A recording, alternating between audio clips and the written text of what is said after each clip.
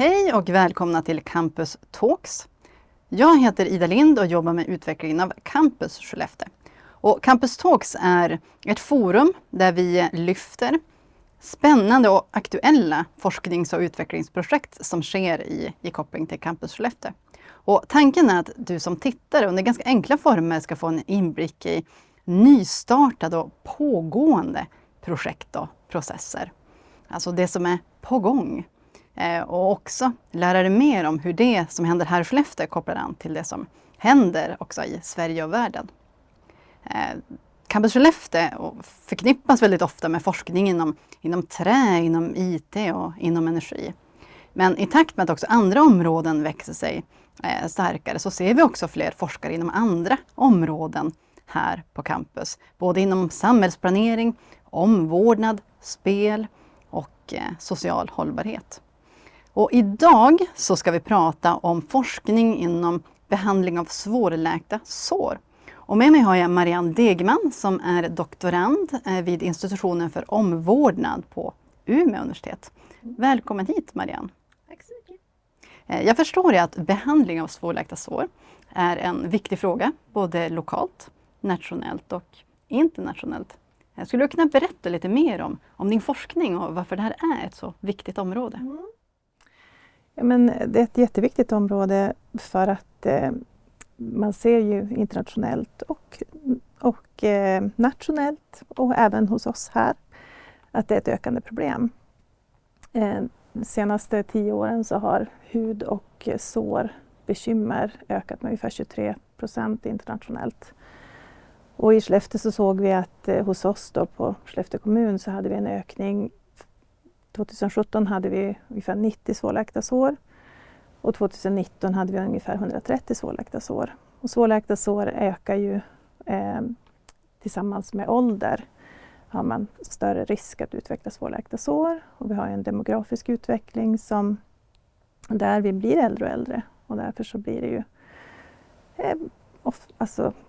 har vi en ökad risk för att utveckla svårläkta sår. Och det sitter ju också tillsammans med att man har åldersrelaterade sjukdomar och så vidare. Sen så är det så att svårläkta sår är ett ganska underprioriterat ämne i vården. Alltså en underprioriterad patientgrupp i vården. Samtidigt som det ju kostar jättemycket pengar. Så att det är konstigt att det är en sån underprioriterad grupp. Men det har lite grann att göra med tror jag att man många gånger har man en kronisk sjukdom som ger svårläkta sår. Men fokuset blir liksom på den kroniska sjukdomen och inte på såret som många gånger är det stora problemet för patienten. Sen så är det ju det här att det är lite osäkert egentligen vad man har för effektivitet på de behandlingsmetoder som man använder. För att sköra äldre får ju inte vara med i forskning. Så att man forskar liksom inte på hur de här behandlingsmetoderna fungerar på sköra äldre. Och det gör vi nu. Vad spännande. Jag förstår också att du har redan innan du påbörjade dina doktorandstudier också jobbat med att utveckla och ta fram metoder för att komma till bukt med det här och till och med utveckla en testverksamhet i Skellefteå kommun. Skulle du kunna berätta lite mer om det? Ja. Alltså jag är ju fysioterapeut egentligen och jag har jobbat med laser, alltså medicinsk laser inom fysioterapin innan.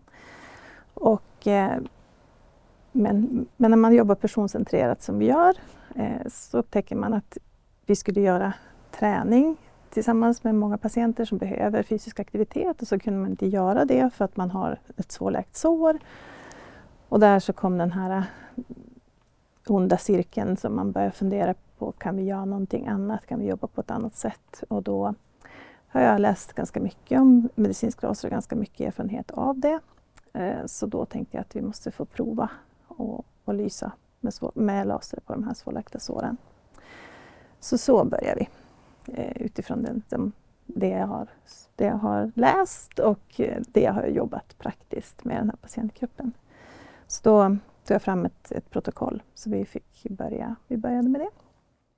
Och vad har ni sett för resultat av det här? För nu har ni ändå varit igång ett tag och testat den här helt nya metoden i Skellefteå kommun just. Precis. Vad har ni sett? Ja, men vi har fått jättefina resultat. Vi har Både det att vi ser att vi läker ut såren fortare. Vi har ju gjort så att vi har jämfört med kvalitetsregistret Rikssår för sårläkta sår. Och då har vi använt deras utläkningstider kontra våra. Utvärderat och tittat och vi ser att vi läker ut våra sår ganska mycket snabbare än vad Rikssårsregistret gör. Vi har också sett att det inte verkar påverka hur länge man har haft sina sår. I litteraturen så säger man att ju längre man har haft ett svårläkt sår, ju större är risken att det aldrig kommer att läka.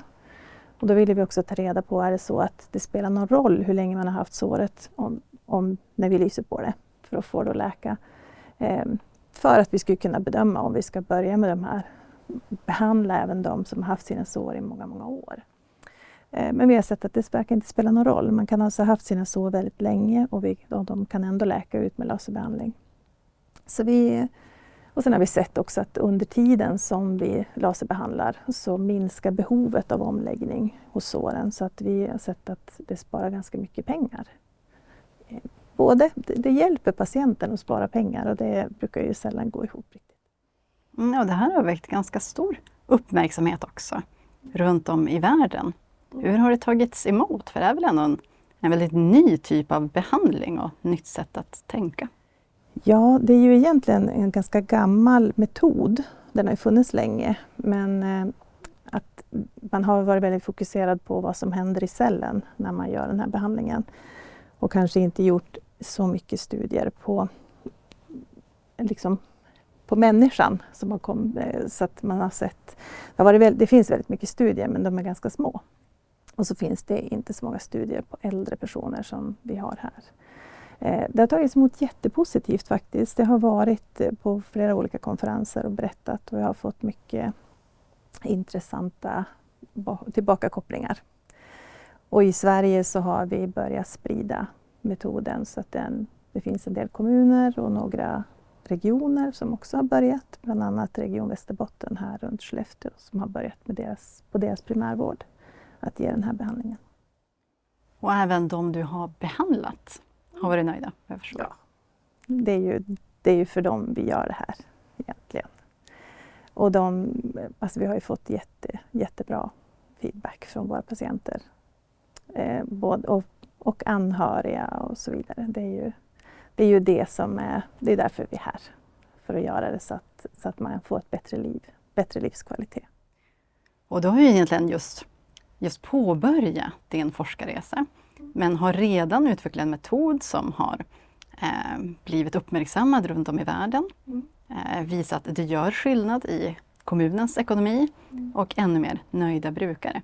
Vad ser du att din forskning kan bidra med på sikt? Vad hoppas du att den ska kunna förändra? Ja, men jag hoppas att det ska sprida sig så att fler får glädje av den här metoden. Den är ju också, det är enkelt. Alltså det är ingen smärtsam metod. Det är inte så att det är komplicerat. Man behöver inte åka till specialist för att man kan få den här behandlingen i hemmet. Det gör ju också att man kan behandla personer som har en svår demenssjukdom till exempel. Man behöver inte förflytta sig utan man kan ta metoden till patienten. Så man kan få sin behandling i en trygg och säker omgivning där man känner sig, där man mår bra och är trygg.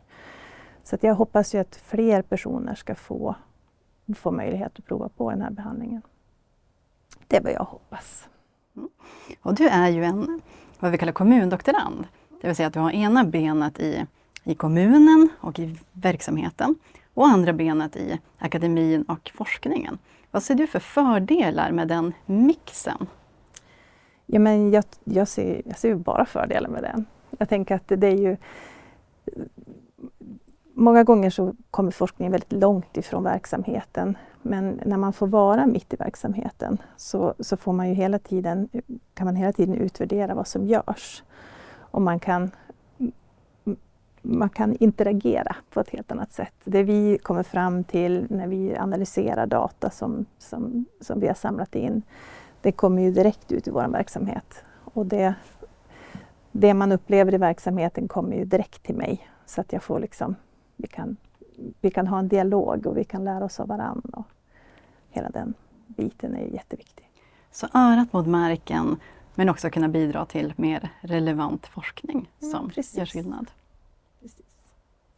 Jätteroligt att du ville vara med i Campus Talks. Och som sagt, det här är ju ett forum där vi lyfter just aktuella forskningsprojekt och vad som är på gång. Så jag tror att dig kommer vi säkert att ha fler gånger som gäst, Marianne. Kul. Tack så mycket för att du kom.